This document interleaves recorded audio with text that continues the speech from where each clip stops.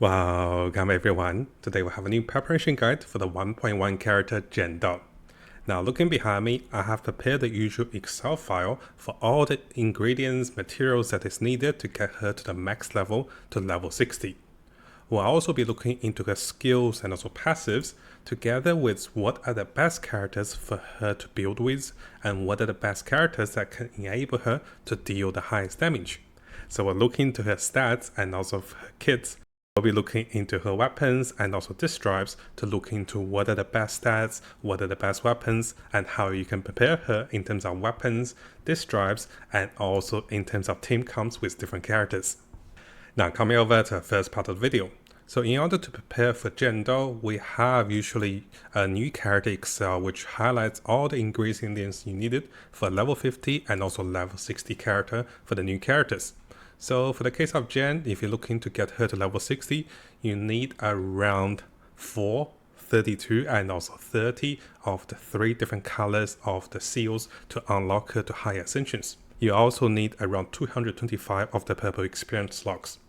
And in terms of the skill ranks, if you try to get her to level 7, it is relatively cheaper with about 28 of the purple skill chips you needed. And if you're getting her to level 12, you need over 270 of the purple skill chips and a lot of Denny's. Now for Jen's core and also talents, she'll be needing the Falling Fist, and together with the Furious Grips, which allows us to farm the weekly boss for those particular materials. Overall, you'll be looking at around 1 million to 3.7 million gold or 3.7 million Denny's to get her to the maximum level, if you want to max everything with the skills and also passives.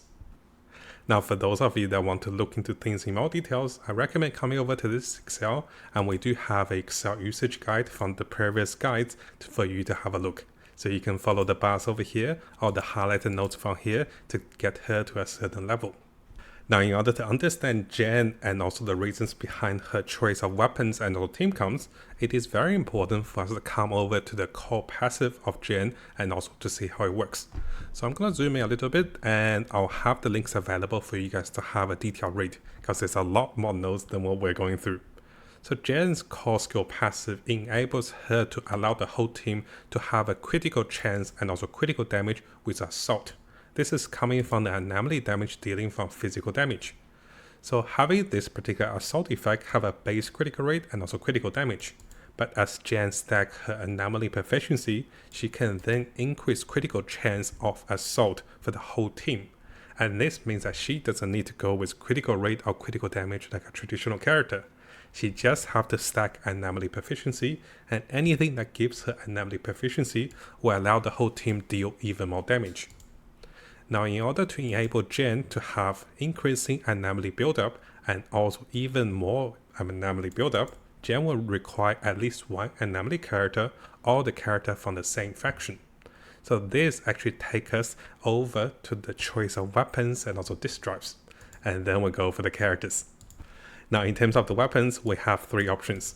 Of course, the limited banner weapon for Jen will be the most powerful because it will provide us with additional anomaly damage and also bonus damage.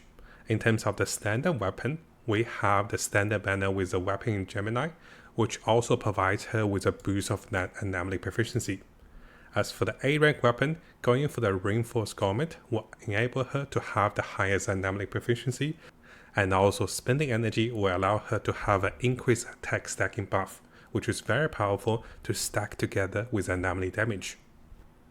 Now in terms of the disk drives, definitely farming the 4th set for the Freedom Blues will enable her to have higher anomaly proficiency and also lower the enemy's anomaly resistance. And this also is the best set for her, together with a 2 set that can enable her to have higher physical damage. Because Jen's damage scaling is mainly focused on anomaly damage, attack percentage, and also penetration, we're not going with any of the critical rate and also critical damage. So the stats we're looking for her is quite straightforward. So anomaly proficiency, anomaly mastery, and also physical damage are the best main stats, together with higher attack, penetration, and also anomaly wherever you can find it will enable her to do the highest damage. Now coming over to the second part of the video, if you're preparing for the characters for Jen, that after knowing the core skill passives for her, we have a few of the anomaly characters or characters from the same faction to enable her to have stronger anomaly buildup. And one of the reasons I guess I want to show you guys one of the game replay I have while testing her in the story mode is that if you have a look at her basic attacks during the testing, you're doing about 200, 600, maximum 2000 damage. But the moment you hit the assault and the assault critical hit, you'll be doing massive amount of damage, like 30,000, 40,000 damage just with one character, as you can see on the screens over here. So I guess this also comes back to the reason why we're picking the main stats and also the choice of the weapons that stack with anomaly. And this also goes with the same concept over here as we pick those characters. Now if you guys want additional reading on the Mattjestic guide, there's definitely a lot more notes than what I'm sharing over here. So here we have a look at several of those teams that is recommended and some of the teams I'm also building. The first team we're looking at is going to be Jen, Grace, and also Seth. Now Jen really want characters that can also provide another form of anomaly. So together with Grace, you actually trigger in the massive amount of anomaly and also disorder damage for both electric and also for assault damage. And if you look at over here, if enemy already have another attribute anomaly on themselves, Jen will also have increased anomaly buildup. So having Grace is going to be the best ideal setup for Jen because both of them want high anomaly. And having Seth, on the other hand, will provide them with this. So if we come over to the guide for Seth, which I'm going to make a video to cover this, just as a short teaser and also summary, characters that is provided by a shield from Seth will have increased anomaly proficiency by 85. And this really enables them to have the highest damage if they're both anomaly characters. So this is why one of the strongest builds for Jen is going to be Jen, Grace, and also Seth. Now during this time, it is optional to go with Jen, Grace, and also Reina, which will provide them with additional electric and also penetration, which can enable you to do higher damage. Of course, we'll go with a Ben Volva kit or Ben Volva pet, which enables them to do the higher damage with physical anomaly.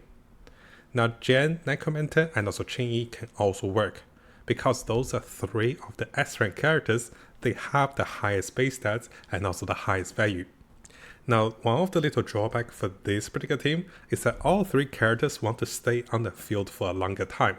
And compared to the character synergy over here, this may be a hybrid damage team that still deals normal physical damage together with anomaly. While over here, we're dealing most of the anomaly damage coming from assault, disorder, and also electric damage. Now over here, I also have some other recommendations like Jen with Qing-Yi and also Grace. This can also work because Qing-Yi gives the highest damage multiplier for most of the characters once the enemies are stunned. Now in terms of a free-to-play team or in terms of a more physical-oriented team, you can go with the anomaly character for physical with Piper. So one of the consideration is going to be Jen, Reina, and also Piper, but this does seem a little weaker to the previous teams. And of course, we can go with the physical mono teams. So this can be with Jen, Necromancer, and also Pepper, together with Ben Volva, or maybe the free-to-play teams with Jen, Billy, Piper, and also Ben Volva. Now in order to prepare for the future and also upcoming characters, I have highlighted all the anomaly characters that Jen can benefit from, and one of the characters of notice is going to be Bernice. She is going to be a patch 1.2 character with fire anomaly. And it is likely, guys, the shifting of the meta will go towards anomaly characters. So with this particular consideration, some of the best characters for you to consider to play with Jen is going to be Seth and also Qing-Yi for the supporting anomaly booster or the stunner, with Grace for one of the best anomaly and also disorder boosters, and also Necromancer and Piper for the physical assault team. And finally, if you have Reina, this can also work with Jen, together with amplifying the damage through penetration. Now because there's actually a lot more towards Jen than it meets the eye, in the future videos we'll look at her skill set, the ability to do higher damage, and how to trigger assault faster to do even higher damage. There's ways to empower her basic attack, and there's other combos and also synergies that we'll be testing and also demonstrating in the future videos for Jen to come. So the goal of this video is to get you guys prepared with all the materials for Jen, to understand her skills synergies with different characters, and to look into the weapons and also character team counts for Jen to prepare for her new banner that will be coming very soon to the game. And let us know in the comments below, guys, what do you think about Jen? Are you planning to summon for her, or are you planning to skip her? And if you're planning to play her, which of the team counts would you be going for? And the reason behind it, because we'd love to see how you want to play the character and how you can make this new character and also new meta work for the future patches. Now, similar to all of the videos, if you want to follow the notes, those will be available in the links below. And if you find my videos helpful and you want to see more future videos for the ZZZ and also other games to come, make sure you subscribe to the channel and keep the notification on for the latest content.